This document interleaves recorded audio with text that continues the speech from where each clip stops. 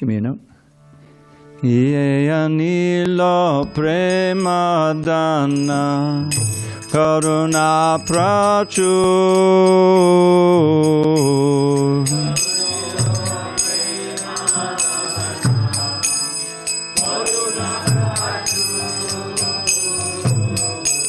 Heno Prabhu Kotagela Chayataku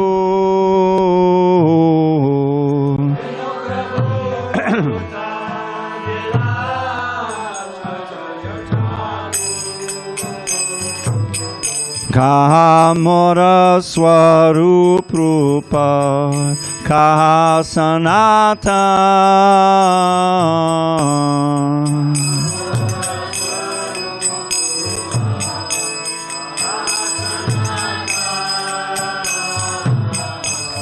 Kadasa Raghunatha Patita Pavan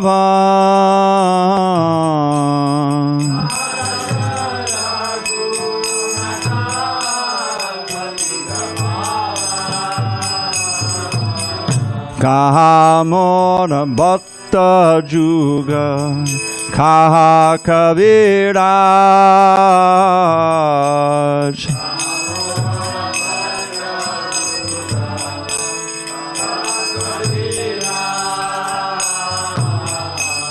Eka kale kotagela goranatara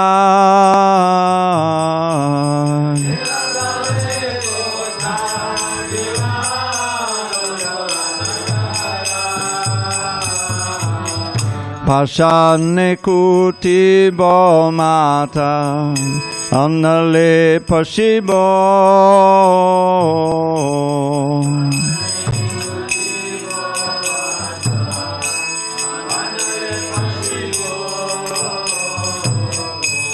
Gauranga gunera nidhi kotagele pabo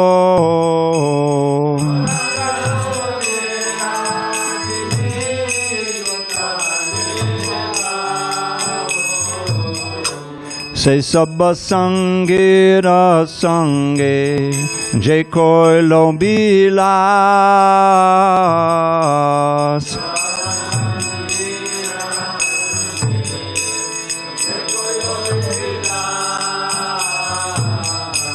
Se sabba sangira sange Se sangana paya kande narotamada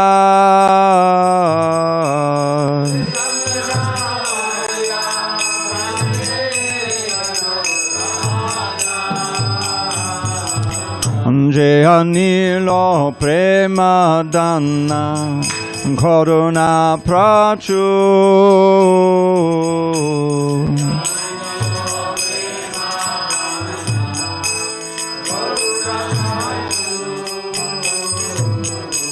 Heno Prabhu Kotagela Chayataku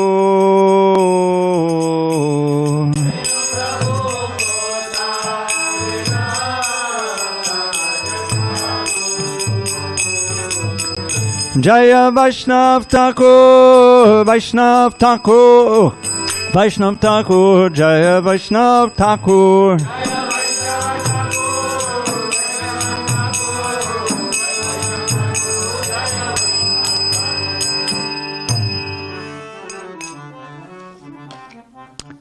He who brought the treasure of divine love and who was filled with compassion and mercy, where has such a personality as Srinivas Acharya gone? Where are my Swarup Damodar and Rupa Goswami? Where is Sanatan? Where is Raghunath Das, the savior of the fallen? Where are my Raghunath Bhatta and Gopal Bhatta? And where is Krishna Das Kaviraj? Where did Lord Gauranga, the great dancer, suddenly go? I will smash my head against a rock and enter into fire. Where will I find Lord Gauranga, the reservoir of all wonderful qualities? Being unable to obtain the association of Lord Gauranga, accompanied by all of these devotees in whose association he performed his pastimes, Narottam Das simply weeps. Hare Krishna. And so I'm following in the footsteps of His Holiness Badrinarayan Swami, taking the garland off. And the reason is because it's Kali Yuga, and they dye the flowers to make them look better. I don't think they add any special fragrance, unfortunately. Fortunately. But that dye comes off on your clothes. And I've got several stains on my kurtas and so far, so no offense to the garland, but that's a fact. So we're going to read a little bit about Sanatana Goswami. And for those of you who have the Chaitanya Charitamrita, it would be a very good idea if you look into the Chaitanya Charitamrita at some of the pastimes of Sanatana Goswami. Lord Chaitanya's teachings are most elaborately explained to Sanatana Goswami, I think in 3 or 4 chapters of Madhya Lila. And then there's wonderful pastimes in the Antya Lila also when he visits Lord Chaitanya in Puri. So, let's see. Let me get this straight first. Sorry for the delay.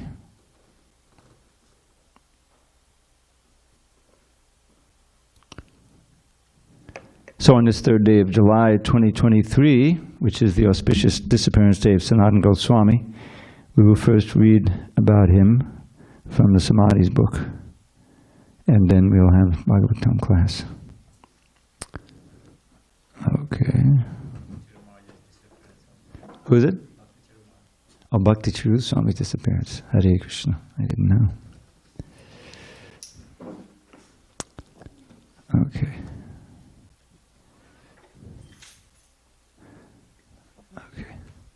Sri Sanatana Goswami appeared in 1488, 5 years before Sri Rupa Goswami, in a Saraswata Brahmin family in Bengal. Notice he's only 2 years older than Lord Chaitanya.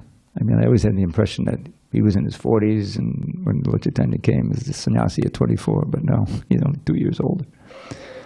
It's quite amazing. 26-year-old prime minister of the king, and his brother's 2 years younger, or 5 years younger.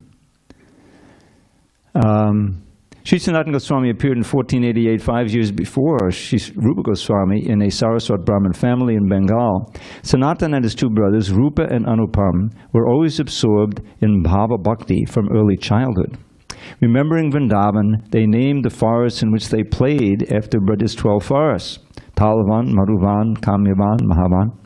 They called their favorite bathing ponds, guess, Radhakund and Shamakund. What else? In his youth, Sri Sanatana dreamt that a beautiful Brahmin boy gave him a Srimad Bhagavatam. Feeling ecstatic, he awoke. But seeing neither the boy nor the Bhagavatam, he felt sad. When Sanatana began his puja that morning, however, Krishna himself, disguised as a beautiful Brahmin boy, came and said, "Take this Srimad Bhagavatam from me. Always study it, and you will attain perfection." In Krishna Lila Stava, Sri Sanatana Goswami glorifies the Srimad Bhagavatam. These are very famous. This is 4 or 5 verses. "O holy Bhagavat, you are my only company, my only friend, and my guru. You are my greatest treasure and my personal savior. You are the emblem of my highest fortune and the very form of ecstasy. I offer my obeisances unto you." My good friend Gopi Pranadhana Prabhu translated that whole book, which consists of a meditation, a summary of Krishna's Vrindavan Leela, and interspersed he has various obeisances, 64 obeisances in there. And at the end, he has these 4 or 5 verses about the Bhagavatam, which Gopi Pranadhana would always chant before class. I can share them another day. Forced to submit to the ruling Muslim government, Sri Rupa and Sri Sanatana became ministers and lived at Ramakeli. Now my understanding, I may be wrong in this, that I heard that they were coerced. In other words, the king said, if you don't join my administration, I'm going to persecute the Brahmins and the Vaishnavas. And I think that's why they agreed to do it. It certainly wasn't their choice. But their real engagement was teaching Shastras, which they learned from Vidyavachaspati, the brother of Sarvabhauma Bhattacharya. Pundits and Brahmins from all over India came to study under the 2 brothers. Sri Rupa and Sanatana were acclaimed as, quote, the quest jewels of the Gaudiya Vaishnava scholars. After the Lord visited Ramkeli and freed them, they renounced everything for Lord Gauranga's service. Okay, what is the prayer that they chanted when Lord Chaitanya came to Ramkeli? Everyone together?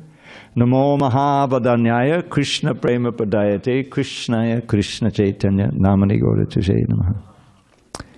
So, Lord Chaitanya ordered Rupa and Sanatana to go to Vrindavan, quit their job, go to Vrindavan and perform 4 services. 1. Uncover Sri Krishna's pastime places. 2. Install deities and arrange for their puja. 3. Compile bhakti scriptures. And 4. Propagate the rules of devotional service. And this is a quote from the Sri Vrajamandala Parikram book. Entering Lord Chaitanya's service, they resolutely gave up power, riches, and position to live in Vrindavan as humble beggars absorbed in bhajan. One cannot properly perform Krishna bhajan until one renounces all attachments, both internally and externally, and adopts a life of simplicity and humility. Close quote. They traveled extensively through Brajamandala, discovering many Leela stans, that's the place of Lord Krishna's pastimes, of Radha Madhava. Having no fixed residence, they would catch a few winks of sleep, no more than 1.5 hours per day, under a tree or bush, different tree, they didn't even have their own tree, under a different tree or bush every night. Rupa and Sanatana spent all their time writing, discussing Krishna's pastimes, and chanting Krishna's holy names.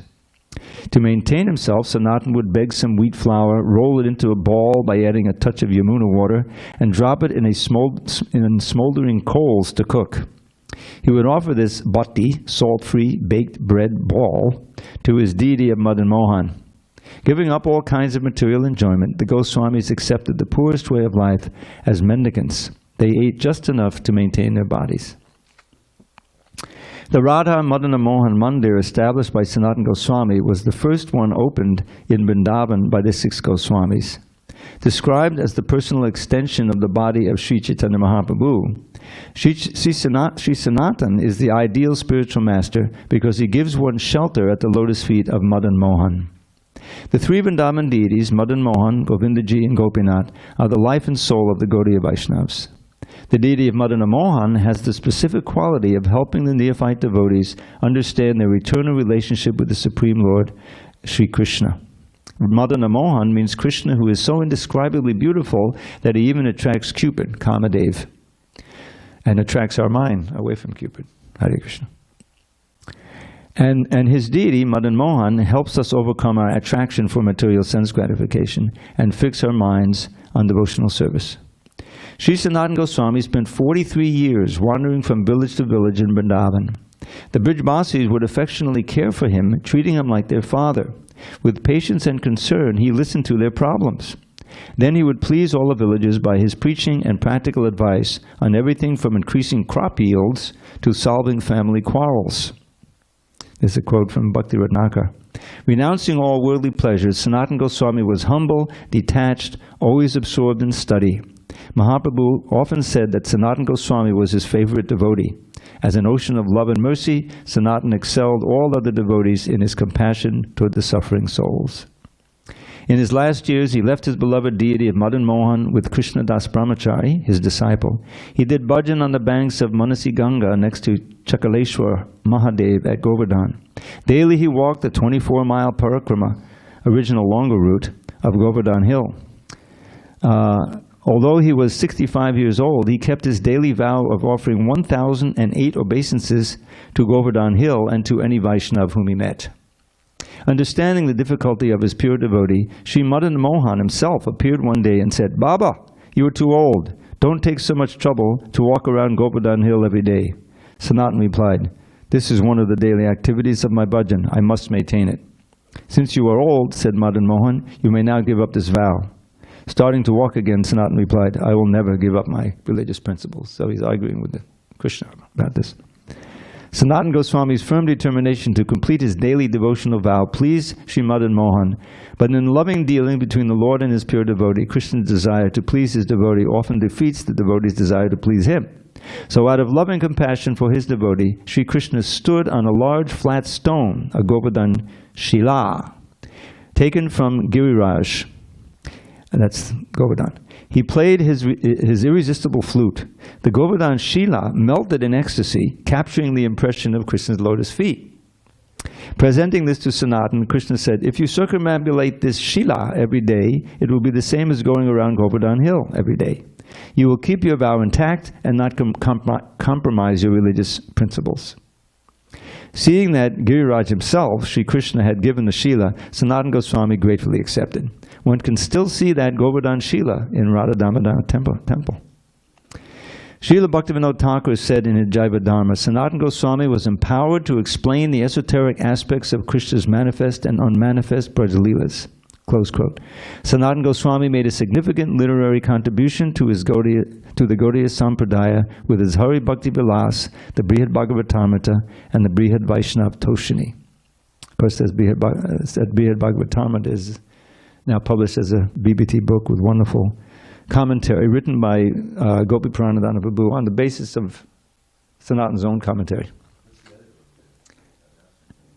Brihad Vaishnav Toshini? Bhagavatam commentary. Oh, that's right, which we have also translated, at least the 10th canto, part of it. In the form of Lavanga Manjari, Sanatana Goswami serves Srimati Vishaka Sakhi in Radha Madhava's Nitya Nukunja Leela. Sanatana Goswami's Samadhi is behind Radha Madan Mohan's temple. Shri Sanatana Goswami Ki Jai. And now proceed toward Srimad Bhagavatam. Om Namo Bhagavate Vasudevaya. Om Namo Bhagavate Vasudevaya. Om Namo Bhagavate Vasudevaya. So reading today from the 6th canto, Prescribed Duties for Mankind, Chapter 16, King Chitraketu meets the Supreme Lord, Text 20. And this is one of the verses of the prayer that Narada Muni is giving Chitraketu to chant. Atmanandanubhutyaiva Nyasta Shakti Urmaye Namaha Vishikeshaya Mahate Namaste Anantamurteye Atmanandanubhutyaiva Nyasta Shakti Urmaye Namaha Vishikeshaya Mahate Namaste Nantamurteye Atmanandanubhutyaiva Nasta Shakti Urmaye Namaha Vishikeshaya Mahate Namaste Nantamurteye. Please chant, Vijay. Atmanandanubhutyaiva Nyasta Shakti Urmaye Namaha Vishikeshaya Mahate Namaste Nantamurteye. Atmanandanubhutyaiva Nyasta Shakti Urmaye Namaha Vishikeshaya Mahate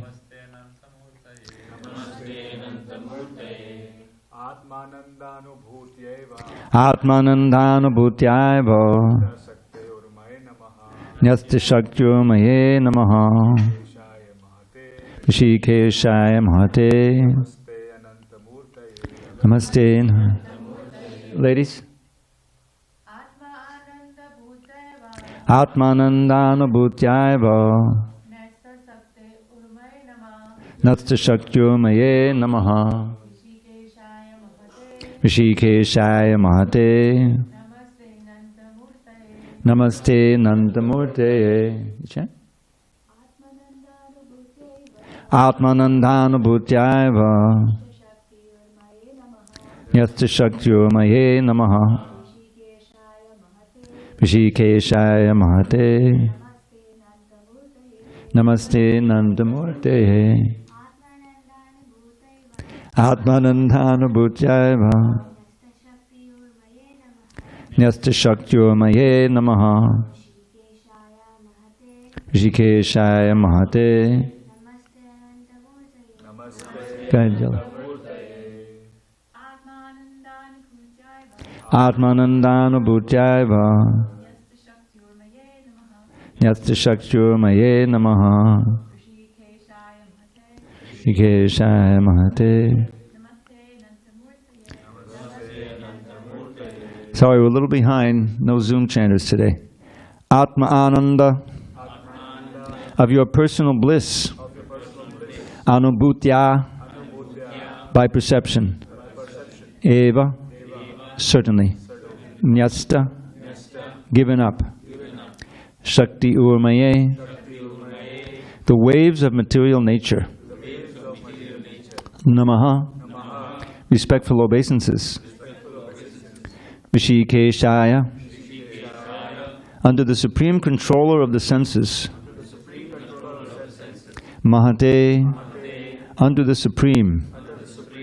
Namaha respectful obeisances. Te unto you. Ananta unlimited. Murteye whose expansions. Translation. So this is Narada Muni continuing to give Chitraketu his prayer that he's going to chant for realization. So he's speaking to the Lord. This is a prayer to Krishna. Perceiving your personal bliss, you are always transcendental to the waves of material nature. Therefore, my Lord, I offer my respectful obeisances unto you. You are the supreme controller of the senses, and your expansions of form are unlimited. You are the greatest, and therefore I offer my respectful obeisances unto you. Purport.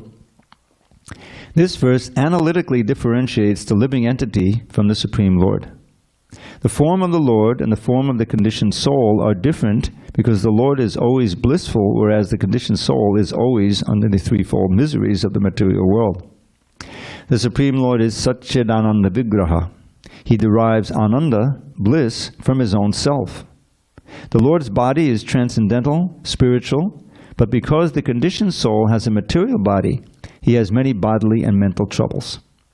The conditioned soul is always perturbed by attachment and detachment. Here Prabhupada is using the word detachment to mean aversion. Yes, attachment and aversion, whereas the Supreme Lord is always free from such dualities.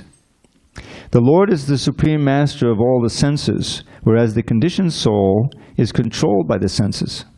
The Lord is the greatest, whereas the living entity is the smallest. The living entity is conditioned by the waves of material nature. But the Supreme Lord is transcendental to all actions and reactions. The expansions of the Supreme Lord's body are innumerable. But the conditioned soul is limited to only one form at a time. From history, we learn from a conditioned soul. From history we learn that a conditioned soul by mystic power can sometimes expand into 8 forms, but the Lord's bodily expansions are unlimited. This means that the bodies of the Supreme Personality of Godhead have no beginning and no end, unlike the bodies of the living entities. Om Jnana Timirandasya Jnanandana Shalakaya Chakshu Unmilitam Mena Tasmai Shri Gurave Namaha. I was born in the darkest of ignorance, but my spiritual master, Srila Prabhupada, opened my eyes with the torchlight of knowledge. I offer my humble obeisances unto him and to all members of Sri Parampara.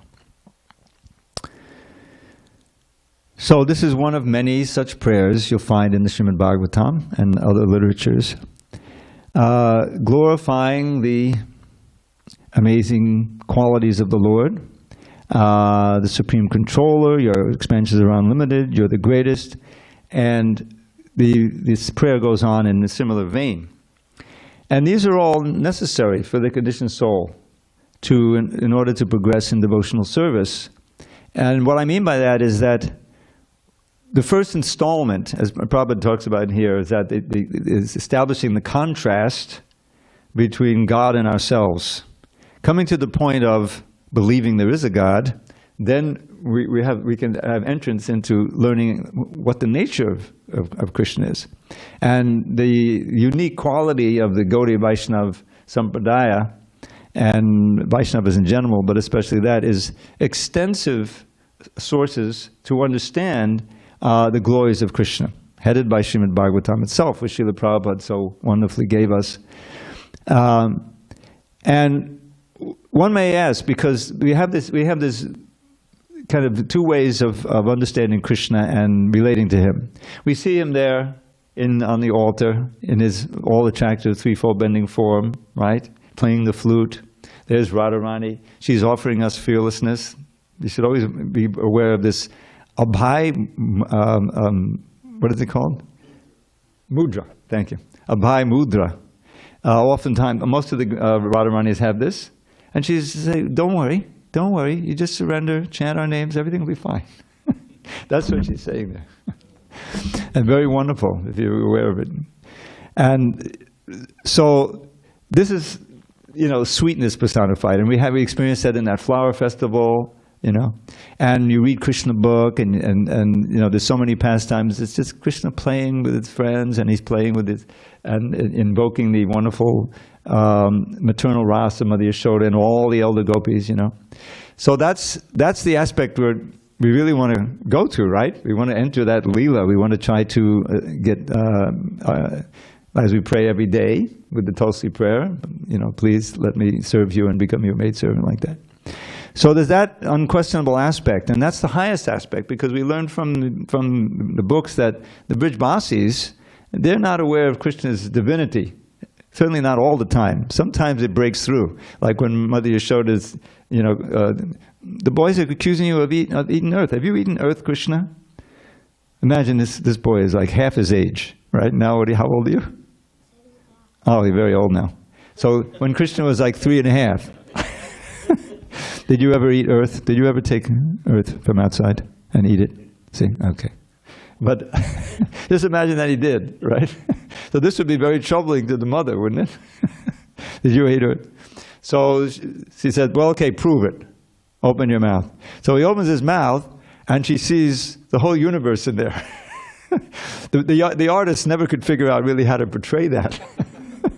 You notice that, he's outside. But this is, right in the middle of all of this sweet Leela, you find this amazing thing. And Mother Yashoda, she says, oh, and I was thinking he was my son, and Nanda is my husband, and he's the father, So Krishna, he didn't let it go on very long, right? And then he covers over with Yogamaya, and again, she could relate to him as a little child, her little child, which is what he wants.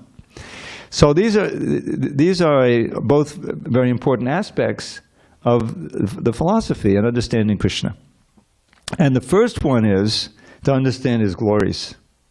Because it's a long path, the Bhakti Marga, to come from a completely conditioned state, which in this age often means you don't even believe in God, and if you do, and we were discussing yesterday, he's a vengeful God, someone you should fear because he's all powerful.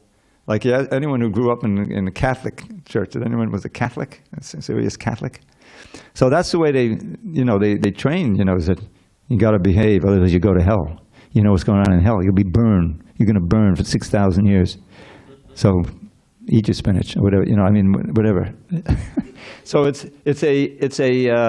the whole religion is based on fear, really, isn't it? If you go, I got to confess. Let me go to confess. Then I get out of going to hell for who knows how long. But that's so far from really the real way in which you can achieve perfection in the world and get out of this world is not by fear of God, but love of God. Right? That's the first lesson. But first you have to understand your own position in relation to this world and in relation to God.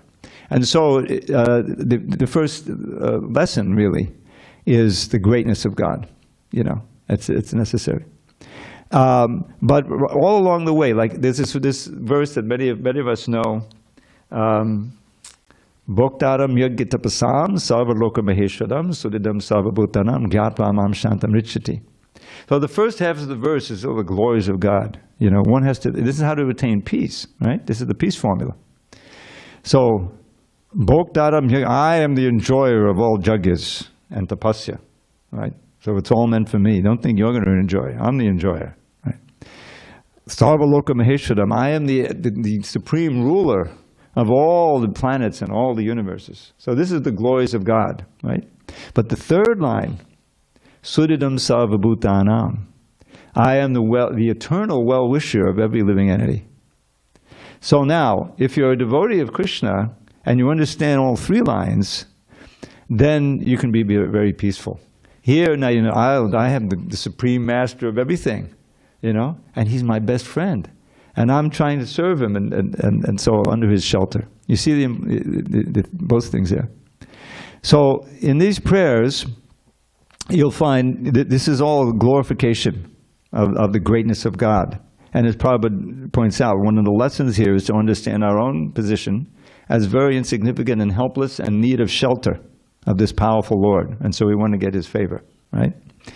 But then at the very end of this prayer, I wanted to share this with you because this is one of my all-time favorite verses of all time, and it's not even a verse. I'll explain in a minute. This is a little, after this prayer, there is, I looked this up. Give me a second here. Oh, here it is, okay. So the 25th, we're on the 20th, so in a few verses we're going to hear this prayer. And it's a little challenge to chant. Usually we don't chant the prose. But here's this prayer, and it again, it's talking about the Mahapurush, Sankarshan, his worshipable Lord, But then he has the description of all the dear devotees are all around him, and with their lotus-like hands, they're massaging his lotus feet. You see? So this is an assignment for you, Mukunda. You and Vrinda will learn this, okay, soon, and it's up to him to make sure that it happens. He's crossing his eyes. All right.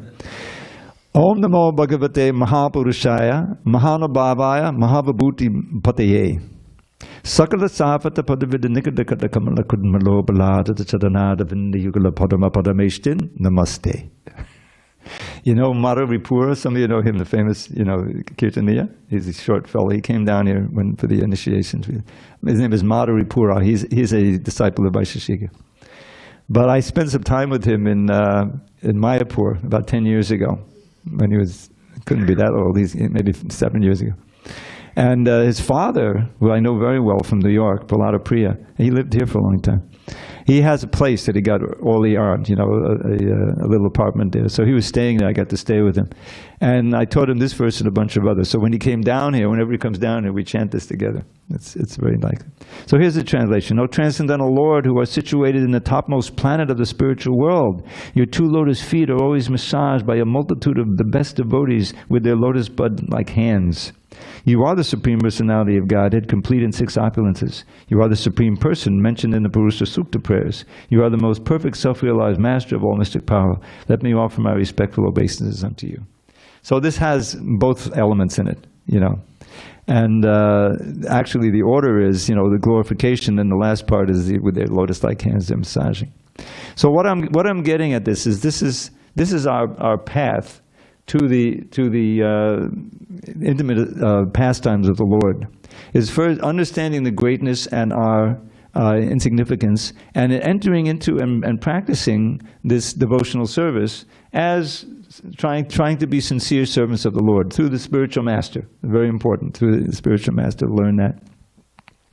And gradually, by the chanting of the Hare Krishna mantra, and by the Srimad Bhagavatam and everything else, we come to taste this higher pleasure more and more, getting a ruchi, getting a taste for hearing and chanting Krishna's pastimes and everything about him. And we can actually enter into these most delightful, attractive forms. And I think that one of the things I was thinking about is how even sometimes the most intimate devotees in Vrindavan, we always hear about the devotees in Vrindavan, they don't really know that Krishna is God. But I just gave that one instance where it comes out. And also, right in the middle of the rasa dance. No, I'm sorry, this is, yes, it's in the middle of the rasa dance. It's those famous prayers in chapter 31. Jayati te dikam janmanavadag Shrayate indara shashvaratvehi Dayate dvishitam dikshutavakas Tvahitvatasavas tvam vichinvate. Oh, this whole Vrindavan has been infused with the opulence of the goddess of fortune. Jayati te janmanavadag, since you took birth here. And but Dayati, oh beloved, we are searching everywhere for you. Please show yourself to your most, dearest devotees. And then in a few verses, they say a surprising verse. They say, Nakalu gopika nandano bhavan nakada dehinam matta antarapmadrik vikanisartito vishaguptaye sakhu dehivan satvatam gule. Says, we know that you're not actually the son of Mother Yashoda. You were prayed to by Lord Brahma, right, to come down, and you came down to save the earth. Sakhu dehivan satvatam gule, and you took your birth in the Satvata family, Yadu dynasty, like that. This is the gopi speaking. And then, but in a few verses later, they complain. Patisutan viha brata bandhavan nakapatabhalangite njachudagata kativadosta volgita mohakita vayoshita kastyajainashi. We left our parents, our husbands, our children to come out to you, attracted by your flute. You know very well why we came here. You know? Who but a cheater like you would abandon young ladies in the middle of the night? Oh, wait a minute. On one hand, they're worshiping him as the Supreme Personality of God. But this is Vrindavan. You know, Krishna reveals this divinity, and then he hides it, right? The whole thing happens with the Govardhan Leela. We're sitting in New Govardhan, and they're distressed. You know, and it was his doing. I mean, they were going to worship Indra. Everything would have been fine, you know. But he induced them to go around and worship and they had incredible experiences with that. And then everything is fine for a little while, and then boom, here comes this storm, unheard of storm. Now they have storms from climate change, you know, and oh my God, they had the worst rain ever in Chicago just yesterday, and there's big floods in the middle of Chicago. And, unheard of heat in southern Texas. And here we were complaining it was so cold. Now I'm glad, it's nice and cool here, But that's the material world, right? So what to do? They're being inundated. Not just rain. You had big blocks of ice. The biggest basketballs coming down. So Krishna, at age 7, he lifts the hill. Now that's a combination. He's showing his, supreme divinity, but he's giving them a chance to associate him with 7 days straight. Nobody slept. Nobody ate. Nobody drank anything. They just took, enjoyed with him constantly. During the regular times they can, he goes out to the forest, and the gopis are, trying to remember him, so it's meeting and separation, but there is 7 days straight. So this is Krishna. He shows his divinity and power, and then he hides it, and then he engages in all these intimate pastimes, and so this is that's really God. It's not just all power and majesty and all of this. That's maybe Narayan, Mahavishnu. Yeah, that's certainly an element of Krishna. But when it comes to Krishna, he's the Supreme Personality of Godhead. He has all the sweetness and all the power combined. For the demons, it's all power and punishment. But even they're blessed. They're killed by Krishna. They get free. We were just discussing this wonderful verse by Uddhava. Aho bakiyam kalakala kutam jagansyapya yadadapya sadvi. Then the next? Debekatim jajuchitam katonyo kambadayadam shadanam vajema. So it's just a wonderful memory. This is like the supreme verse describing Krishna's incredible compassion and mercy. Here's this demoness who is, in my book, she's the worst. Killing children and drinking their blood, that's her business. She's a witch, shape changer, and she walks in with Yashoda, and there's, she's so beautiful, like the god of fortune. Okay, sure, come in and suckle Krishna, He knew what was going on, So he kills her, and she's screaming and expanding and, knocking down trees with a huge body. But that's the body. But then the soul, she's become purified, and he accepts her as a nursemaid in Goloka Vrindavan. Who could be more merciful than that? Someone who even looks cross-eyed at us, they're our eternal enemy, you know, in the conditioned state. But Krishna showed the greatest compassion there. So that's the Lord who we worship, and these prayers are very wonderful. And then afterward, there's a set of prayers that he offers on his own, you know, after he gets a revelation. These are the ones before that Narada gives him. And these prayers are unique in the Bhagavatam. I figured out all kinds of meters in my day, but these are very difficult. I'm going to need help from Amoga, Leela Prabhu, our chief drummer and meter man, because they're a little bit. But anyway, they're very beautiful also. So, anyone have any comments or questions on these verses and this little, meditation on Krishna's glory and sweetness, the same, Okay. He's senior. I guess you're a senior. He's older than you. Go ahead, Prabhu. You talked about a stone that's still on the planet today that Krishna stood on? It's definitely on the planet. You can when you go to Vrindavan, you will go to Radha Damodar, because that's where Prabhupada spent so much time. It's a place of pilgrimage for all ISKCON devotees, and it's still there, I assume. And there's the rock is there. You can see Krishna's footprint, and you can go around it, and you'll be going around Govardhan. Big rock. It's big. It's big. It's amazing how could Sanatana carry that rock, but there it is, So yeah, and that's one of the many amazing things in Vrindavan. Okay, your question, Prabhu. Thank you. I have a question about the translation, if you wanted to look at that. I'm looking at it. So, in the middle of the very first word, we have, in the synonyms, it's anubhutya, by perception, is how they're defining that? Yes. So, the very first sentence says, perceiving your personal bliss, you are always transcendental to the waves of material nature. So my question is, perceiving is a verb. So who's the subject receiving the action of that verb, perceiving? It's you. Perceiving is a participle. Okay. And it's not, and it's pertaining to you. Perceiving your personal bliss, you are always transcendental to the waves. So perceiving would be like experiencing. In your transcendental bliss, you're always transcendental to the waves of material nature, which are painful. Material nature causes almost suffering, but Krishna, he comes to this world, he doesn't suffer at all. Even though there's so much going on around, sometimes his devotees, may suffer, or certainly, You understand? So that's us perceiving? No, it's him. He's perceiving? Yes. Okay. Experiencing your personal bliss, think of it as experiencing. Okay. Yeah. Okay, I get it. Yeah. And then in the purport, it says here that, and I'm really interested in this because I'll probably have to go around a few more times. We can expand into 8 forms. Do you know much about that? Humans can expand into 8 forms, it says? Don't get any ideas. I know you got a lot of work there as the temple commander. This is apparently a yogic siddhi. I've never personally experienced anyone who's done that, but it comes up periodically. We see, and it's a thing. But the thing about them all, they all have to act the same. I don't think they do a lot of different stuff, right? They're like reflections.